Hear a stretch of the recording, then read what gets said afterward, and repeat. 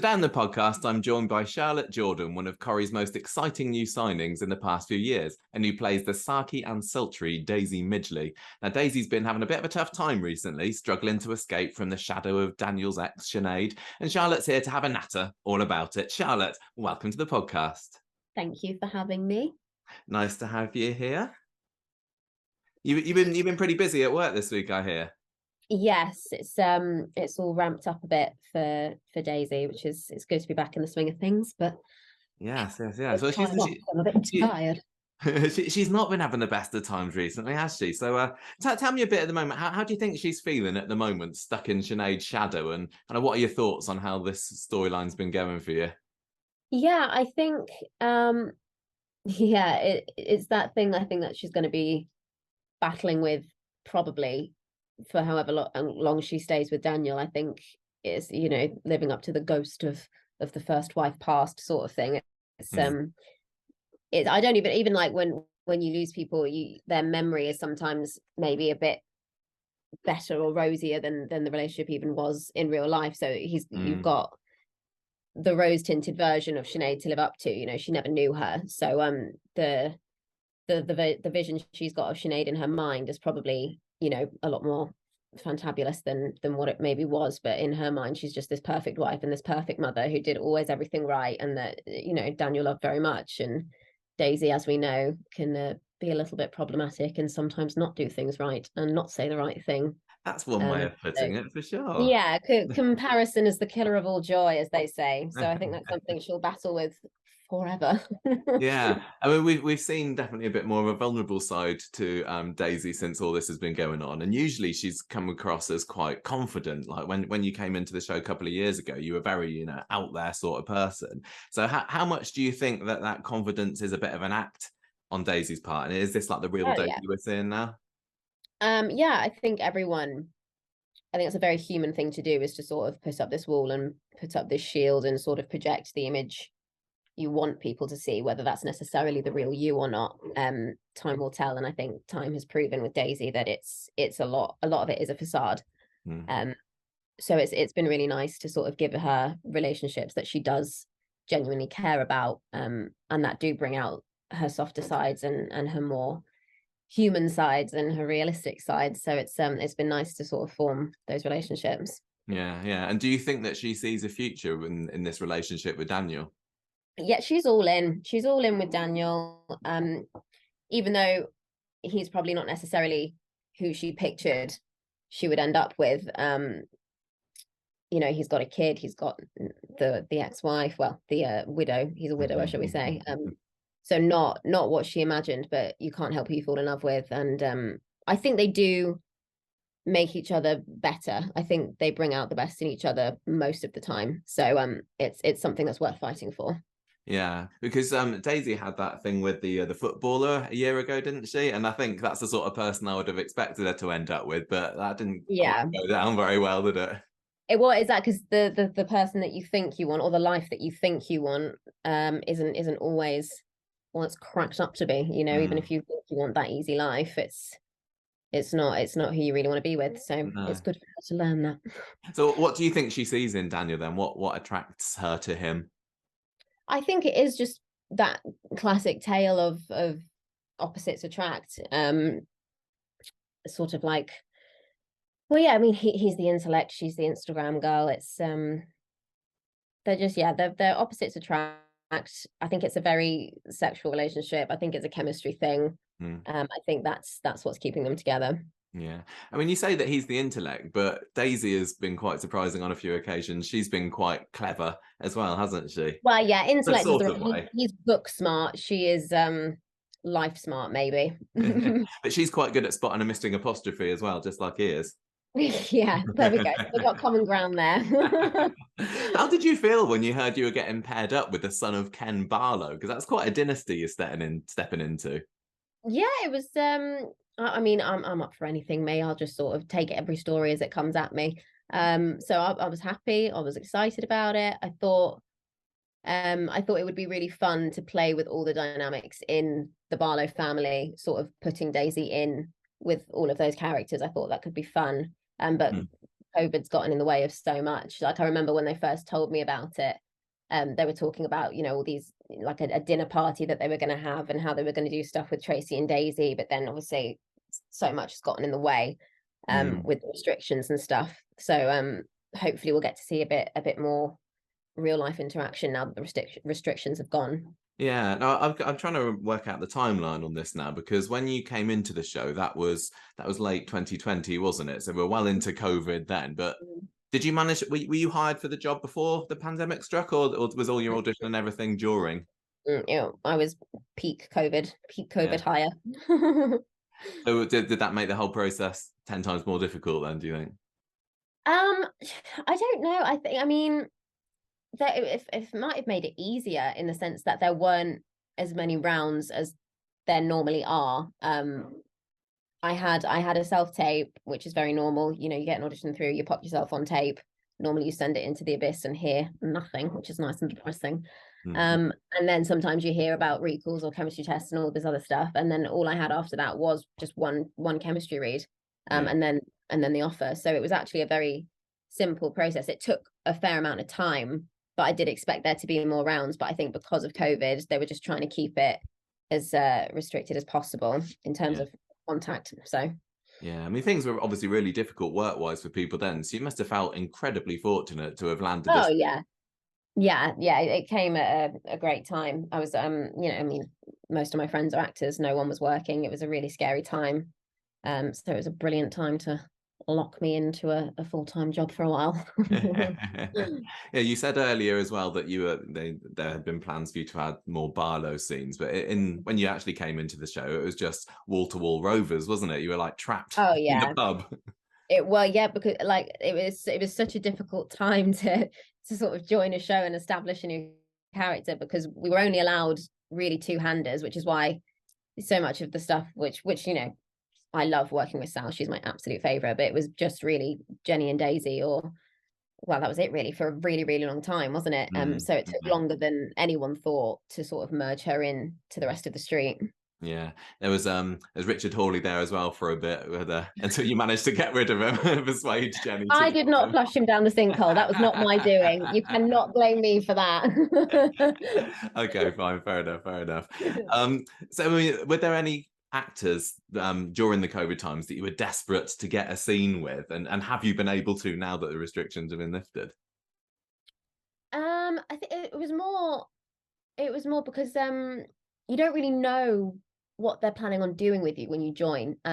You're sort of just waiting in the wings until the scripts come through. So it was more a case of as the material was coming, when they started, like with the Johnny, Jenny, Daisy stuff, when they started putting bits in with Carla, you sort of think, oh, that could actually be a really good dynamic there if maybe they did some more with with Carla and Daisy, or you know, you sort of just think as you get the material through, oh, what if they went on a little lane there or a little tangent there, that would be quite fun. So it sort of just depends who they put you with originally, and then your imagination can sort of go a bit wild.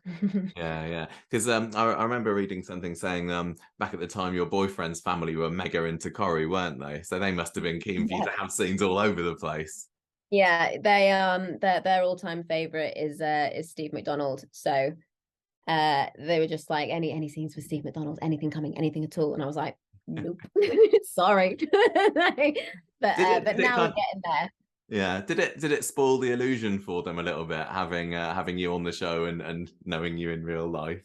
No, it was, I think I don't know if it's because whether it's the accent thing or characteristics that you put into it when you create a character, that they're quite good. They know it's obviously a totally different thing, but it's not ruined the viewing for them. They still are very good at separating it. So no, they're still loyal followers of the show, don't you worry. That's good. And they're not trying to get a load of spoilers off of you either, are they? Oh yeah, all the time. And I am desperate to be the favorite in-law, so I will give them basically whatever information they want.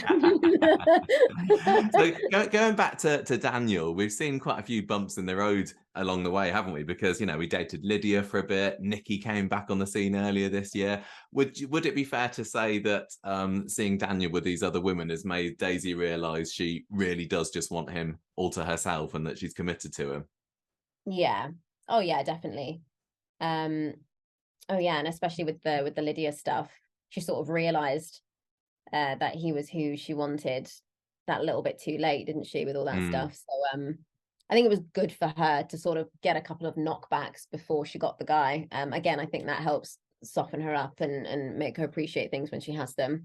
yeah. It's all very good for the character development. I'm Mm. here for Of course, it. of course. And also this week we've just had a bit of tension between Daisy and Daniel and Beth when Bertie calls Daisy mummy. Now Daniel said he didn't mind. Beth was horrified and Daisy just kind of seemed a bit freaked out by the whole thing. So is this ever going to be not weird for Daisy, do you think?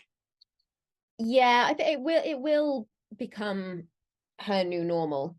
I think it probably just came a bit sooner than she was expecting. Yeah. But that's because it's so and everything's amplified. So And just so happened to be on the day of yeah, Shanice's death anniversary as well. How these things yeah, happen. exactly. So exactly. But I think yeah, it did take her by surprise. She wasn't expecting it so soon, but it is something that she knew it's inevitable. So she knew it was coming at some point. But she wouldn't have thought how to deal with it because you take these things one day at a time and then you just Mm. battle it when these things happen. So it will become her new normal and I'm sure it will all be fine. Yeah, just need to be able to talk Beth round, don't we? Well, that's not her job. Daniel can worry about that. So I think Daisy might have said a few weeks ago that having one child around the house is enough for her, but do you think she'd ever want to have a child of her own with Daniel? God, not for a long time. Daisy is still somewhat of a child herself in her behaviors. So I don't know. Rob always jokes about expanding the clan and giving him a daughter. He'd like that, but I think we'll just take it easy. Let's just see if we got, can stay together for got more to than keep 6 months. that Barlow dynasty going now, haven't we? No, The strongest no. Do you I think think it would take a while for her to want to have a kid. I always wondered whether what happened with her younger brother Tom affected Daisy's views on children. Yeah, that's going to be yeah, it's a really traumatic thing to go through. So Mm, I think yeah, I think it would take a while. And she is, as much as she's growing and as much as she's developing, she is still a fundamentally selfish human being. So, yeah, yeah. she's not going to want to put a kid first, her own kid first right now. She's got enough on her plate with Daniel and Bertie. So I think we're safe for a while. And you're absolutely right that she has grown because I have to be honest with you, Charlie. When Daisy came into the show, she was not one of my favorite characters. I thought she was That's just fine. mega You weren't mega supposed to like her. superficial. That's I fine. I love Jenny and Johnny together, but it's like things like was it earlier this year or last year? I can't remember when she was worried about Bertie maybe swallowing a battery, and then she was opening up about Tom. That really helped me to warm to her a lot. So I think you're absolutely right to say that she's a bit more human now, but she's still got Yeah. that minxy edge. Yeah, I think that's the fun thing about her is that you never really know which version of Daisy you're going to get, and you never know when the dark and the light are going to come out. So that's what's Mm, fun for me, anyway. yeah, is that kind of what you've been told about the character when you went for the role that she had these two sides to her? No, when I went for the role, she was just going to be a nightmare. That was the plan. You Mm, weren't supposed to like her. She was supposed to rub you up the wrong way. Um, and that's great. That's really fun to play. So I had no problem with that. yeah. But then when you take something on that is more long term, like a Corrie contract, you just try and add a little bit of this, add a little bit of that, and sometimes it takes and sometimes it doesn't. What really has taken is the relationship that you've struck up with Sally Ann Matthews, your telly stepmom Jenny. I've absolutely loved those scenes in the Rovers together. Yeah, she's a queen. We stan, we love. So yeah, she's been absolutely brilliant. Yeah. She's my number one here at Corrie. By the way, she asked me yesterday to ask you how many times a week do you lose your security pass at Corrie? I don't want to talk about it. Poor Sal. It's like she has gained another child after already having two sons. I leave my scripts everywhere. I leave pass everywhere. I am a nightmare. I am a liability, and I apologize on a daily basis to her. Was it tricky at all getting the on-screen chemistry right, where you had to portray someone who'd obviously known Jenny for years, but clearly Mm. hadn't been a big part of her life for quite a while? How did you find getting that balance? I mean, I don't think that's necessarily a difficult thing to do. I think with even with blood relatives, sometimes you spend a lot of time with them, sometimes you don't, and you do have big gaps in relationships. Mm, But I think if any person is there for like formative years of your life, you're always going to have a bond with them. mm, And Jenny was there for really important years of Daisy's life. She is essentially the closest thing she has to a mum. You know, all through her teenage years, Jenny was there. So that bond's always going to be there. And then it's just about coming back in and building on it. yeah, because you're thick as thieves now, aren't you? Although there have been quite a few scenes where she's like thrown you out of the Rovers and said, "I'm never going to forgive you again," but she always will because yeah, you're family. Yeah, exactly. Well, yeah, it's weird because normally it's the case of, well, you can't pick your family, but these two, I love them because they kind of have chosen Yeah. each other. They kind of have chosen to actually really be a wonderful sort of dynamic duo together, which you know is just a joy Mm. to work with Sal. So I'm glad that they're like this. Yes. Do you think we will kind of delve any more into Daisy's past in future episodes? She must have a few more dark secrets in there, I mustn't would like to. I always think that. I'm always like, I wonder how far she has gone in certain situations. I wonder how dark it's gotten for her. Just because, like Mhm. you say, when she did first rock up, she was such a terror. So I do always think, oh, I wonder what else could come out of the woodwork. But I think that just leaves, you know, a lot of room Yeah. for future stuff if they want to Surely your dig up. dad's got to turn up on the street at some point. I don't even think he's got a name, let alone, a face on No, going. I know me. Well, Sal's already cast him in her mind, so Oh yes. it's something that we both really like to happen. But you know, there'll be other family members or such things that could happen in the future. Mm. Who Well, knows? there is room for romance for Jenny now, isn't there? Now that Leo's a bit. There is, but then we Poor were Leo. also saying whoever comes in as Jenny's love interest, not a good track record. So I don't know, like, No. do you want that part? Do you? But I there is room. I absolutely loved the line after Leo was killed, by the way, when you said, "Oh yeah, he was a bit boring though, wasn't he?" Well, you know, she speaks the truth, does our Daisy sometimes, and if that's what's going to make her feel better about the situation, then she will tell you that your boyfriend is dull. Don't worry, that was Yeah. dull. He was She dull. she is one of those characters that will say the kind of things that we're all thinking, but we don't actually say. Yeah, that's like really impolite to say, but Daisy's just like la la la la. Yeah, yeah, which is how, great. how have you found the audience's reaction to her when you've been looking on social media and things? Is it kind of what you were hoping for? I remember when I first started, um, obviously because she did come in as an antagonist, you know, the response was, you know, ew, who is this?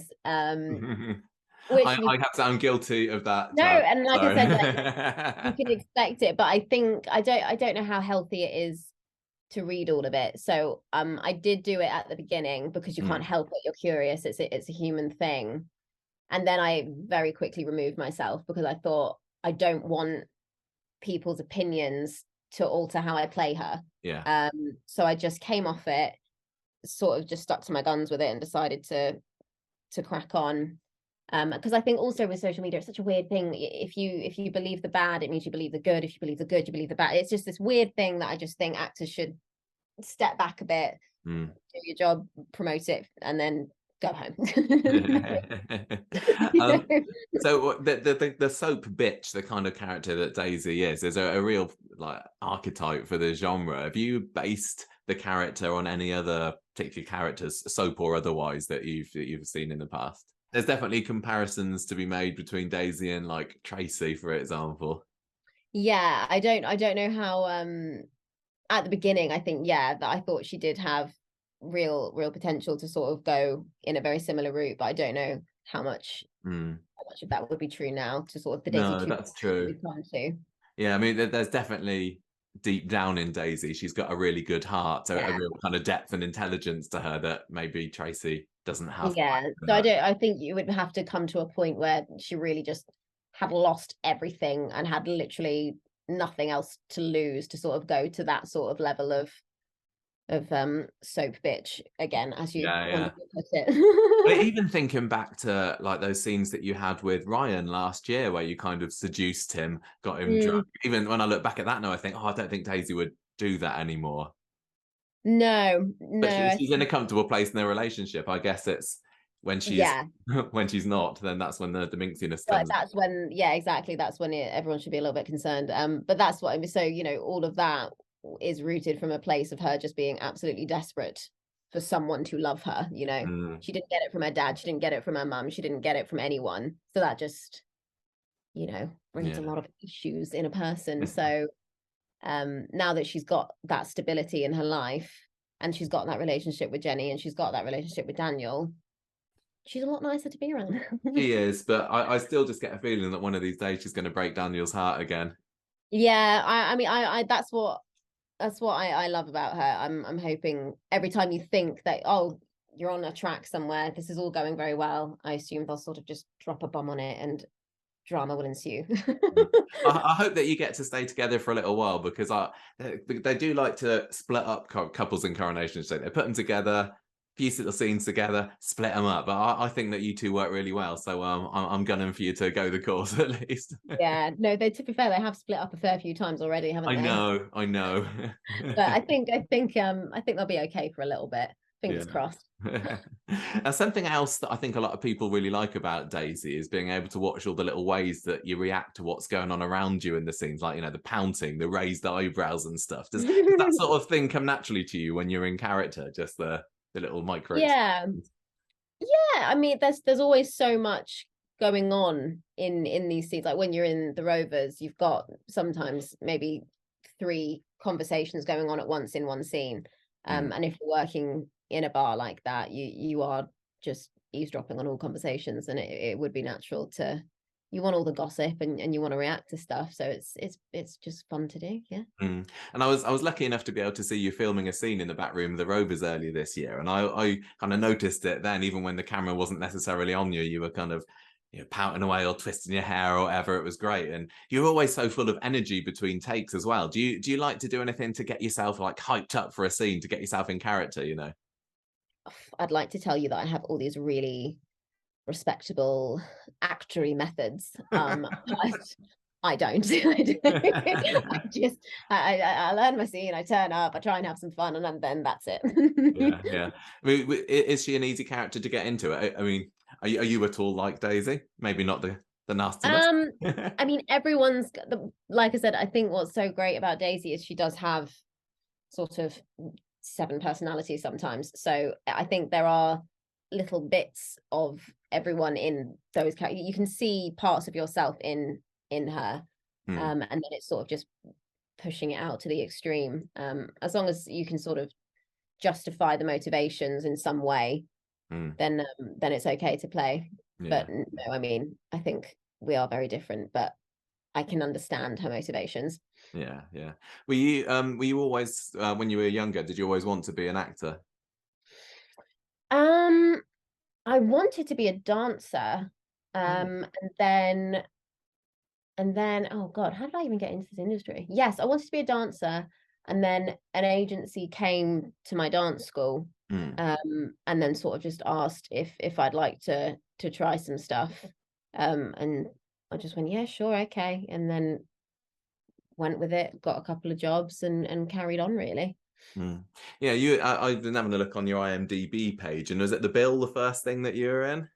The Bill, yes, Yeah, yes, it great was. place to cut your teeth, on The My Bill. first TV job, my first ever job was Les Mis in the West End. Oh, I did that, and then who were you in Les Mis? In Les Mis?